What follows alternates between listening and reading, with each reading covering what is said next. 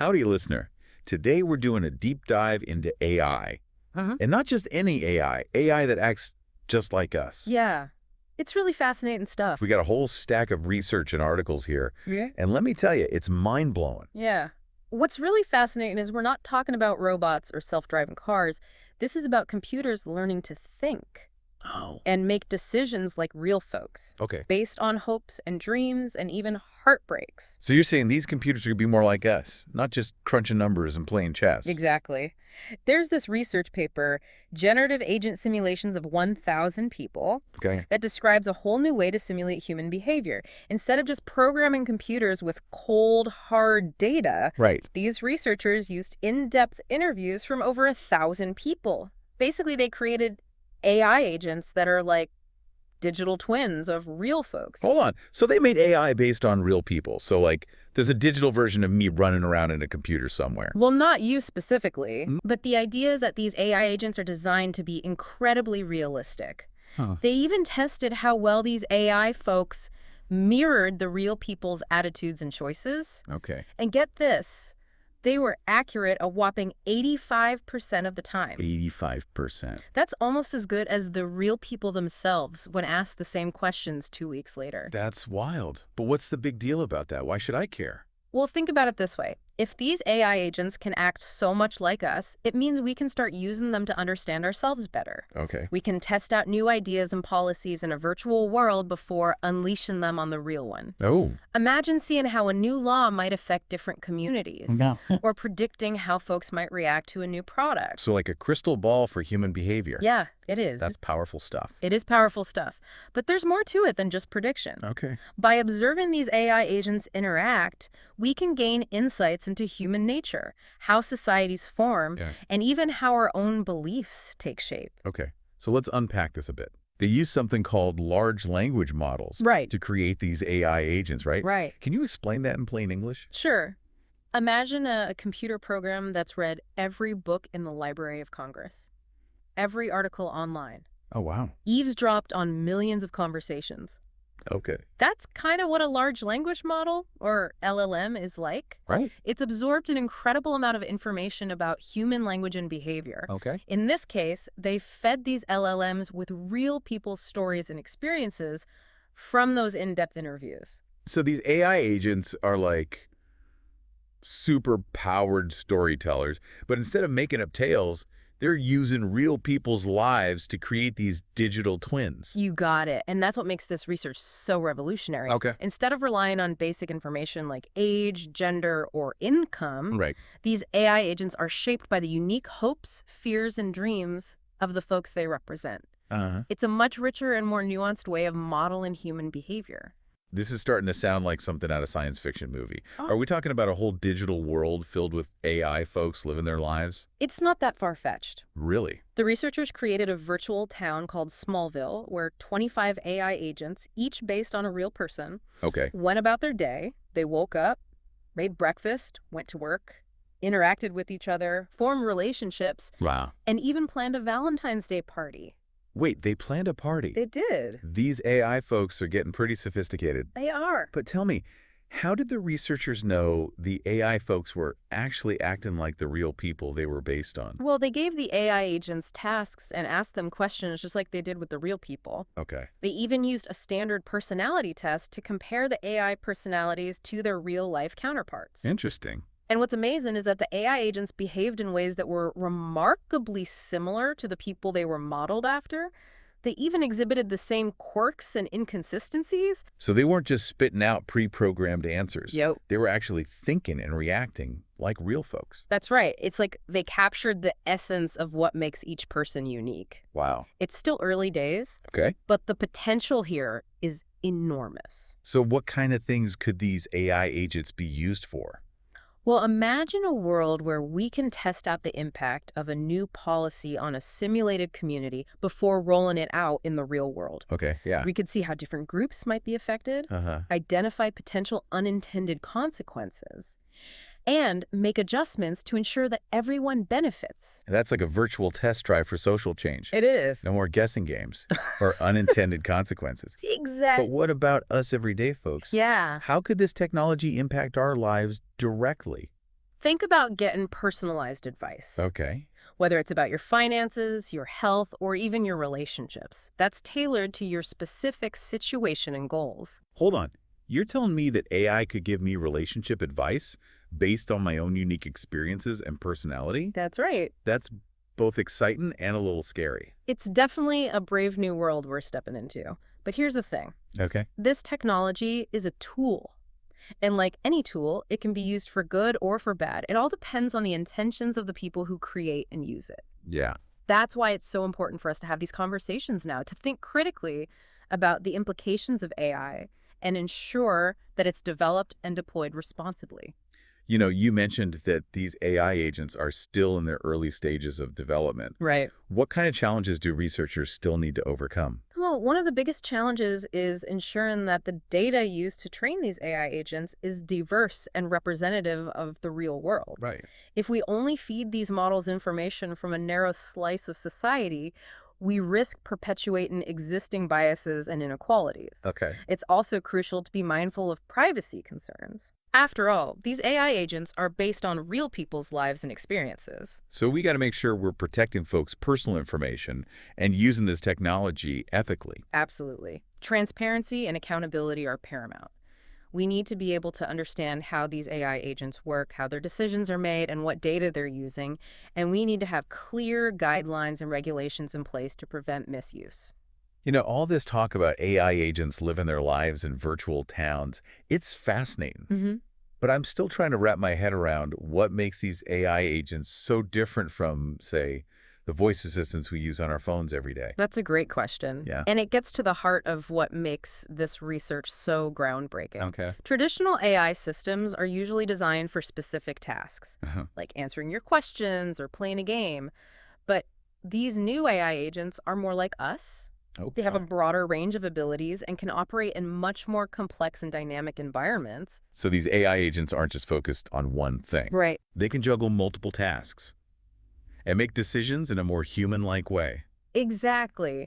Imagine an AI assistant that can not only schedule your appointments and play your favorite music, Yeah. but can also understand your moods, anticipate your needs, and even offer you emotional support. That's the kind of potential we're talking about here. That's incredible. But it also sounds a little scary. I mean, if AI gets that good at imitating us, what's to stop it from replacing us altogether? That's a question that a lot of folks are asking, and it's one we need to be thinking carefully about. Yeah. But I believe that AI, even this advanced kind, is ultimately a tool. And like any tool, it can be used for good or bad. It all depends on the choices we make. So the future of AI is in our hands. I believe so. We have the power to shape how this technology develops and how it's used. We can choose to use it to create a world that's more just, more equitable, and more fulfilling for everyone. Well said. I think we need to take a little breather here and let all this sink in. Yeah, good idea. When we come back, we'll explore some of the potential applications of this technology and delve a little deeper into the ethical considerations. Don't go nowhere, listener. We'll be right back.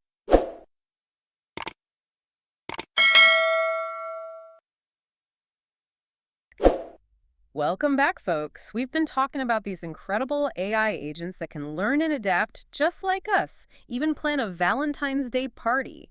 That party planning really caught my attention. Makes you wonder just how far this technology can go. If these AI agents can think and act like humans, what does that mean for our future? It's a question that's got folks both excited and a little bit nervous. Yeah. Some worry that AI might take over our jobs or even become a threat to humanity. Oh, wow. But I see it differently. How so? I believe that AI can be an incredibly powerful tool for good. It can help us solve some of the world's biggest challenges, like climate change and poverty.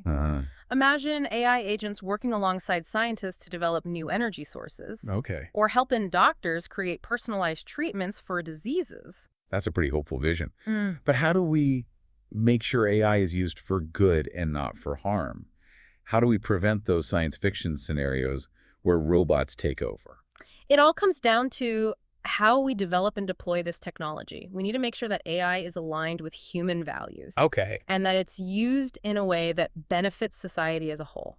You mentioned earlier that these AI agents can be used to test out new policies. Right. How would that work in practice? let's say we're considering a new law that would affect the way we use energy. Okay. We could create a virtual town populated with AI agents that reflect the demographics and lifestyles of real people. Uh-huh. Then we could introduce this new law into the virtual town and see how it plays out.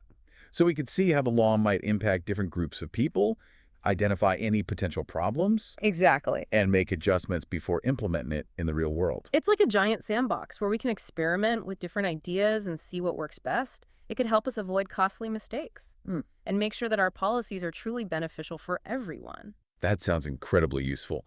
But what about the folks who might be uncomfortable with the idea of AI playing such a big role in our lives? What would you say to them? I understand those concerns. It's natural to be wary of something new and powerful. Right. But I think it's important to remember that AI is ultimately a tool. Okay. And like any tool, it can be used for good or bad. It all depends on the humans behind it. So it's up to us to make sure AI is developed and used responsibly. Absolutely.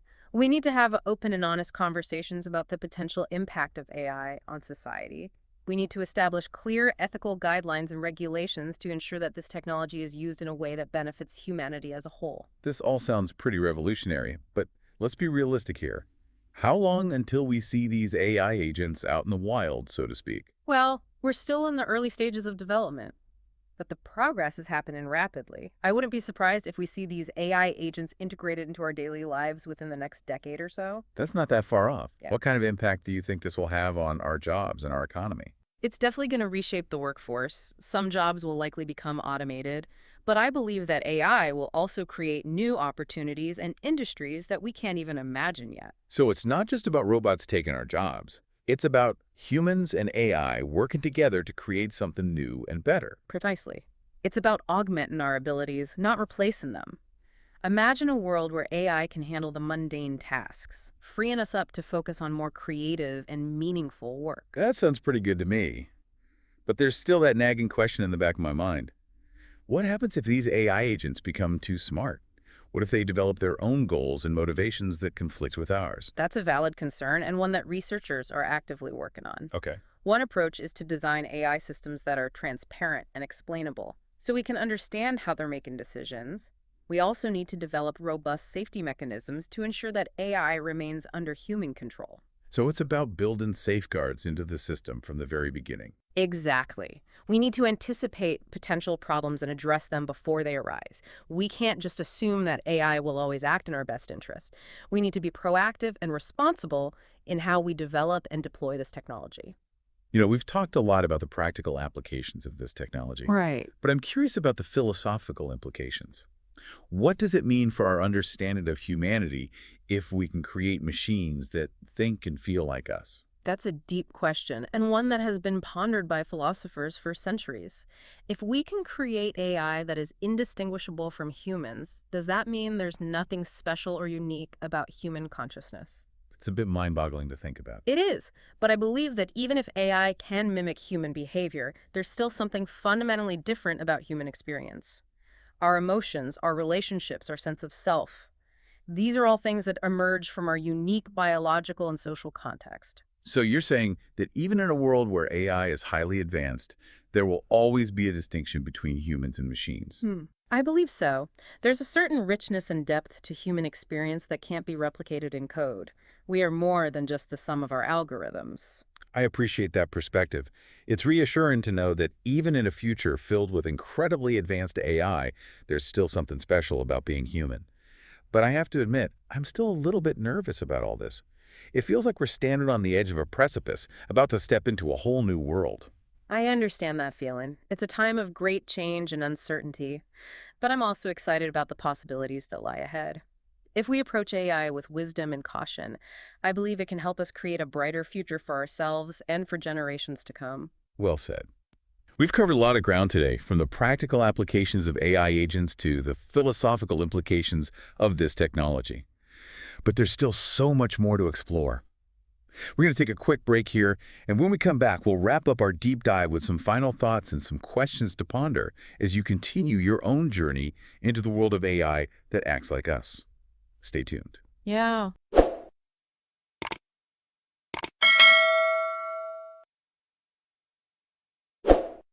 All right, folks, we're back. And our heads are still spinning from all this talk about AI that can think and act like us. It's a lot to take in. It is. It is. For sure. But that's the beauty of a deep dive like this. Yeah. It gets you thinking about the big questions, the stuff that really matters. You're right about that. So as we wrap things up, I want to bring it back to our listener. What's the one thing you want them to walk away with from this conversation? That's easy. The future of AI ain't something that's going to just happen to us. Right. It's something we're all creating together right now. Okay. Our choices, our conversations, our hopes and fears, they all play a part in shaping the kind of world we're going to live in. That's a powerful thought. It's easy to feel like these big technological changes are out of our control. Yeah. But you're saying we all have a role to play. Absolutely. We got to be informed. We got to ask tough questions. And we got to make sure that AI is used to make the world a better place, not just a more efficient one. Well said. And for our listener out there, here's a final thought to ponder. If you could have an AI agent that was just like you, what would you want it to do? Would it handle your to-do list, offer you sage advice, or maybe even go on adventures in your place? Think about it, and y'all come back now, you hear?